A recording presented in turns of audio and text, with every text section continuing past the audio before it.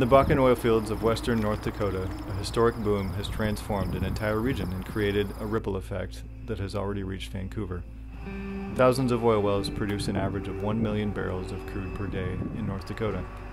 Some in the industry believe that number could climb as high as 1.6 million barrels during what's expected to be a long-term production period lasting decades. Most of the oil now moves by rail, with much of it traveling through Clark County and Vancouver on its way to West Coast refineries. Recent advances in drilling techniques have allowed oil companies to extract more Bakken crude than they ever have before. Drill sites use horizontal drilling and hydraulic fracturing, or fracking, to reach oil in the Bakken Shale formation.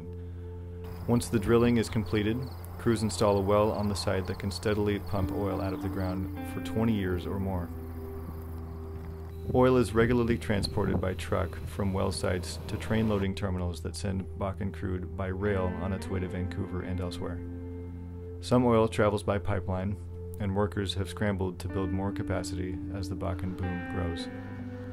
In the city of Williston, a surge of new workers, money, and construction have transformed a small town into a self-proclaimed boomtown.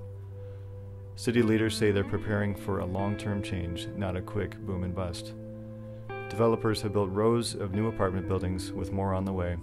Local roads and highways routinely back up as crews work to expand them. A proposed oil transfer terminal at the Port of Vancouver would only increase the amount of oil coming through Clark County. Critics of the plan say it puts the community's safety and the environment at risk with little benefit. The Port of Vancouver, seeing an opportunity, opened its own field office in Williston earlier this year. Meanwhile, the Bakken continues to produce huge numbers without showing any signs of slowing down.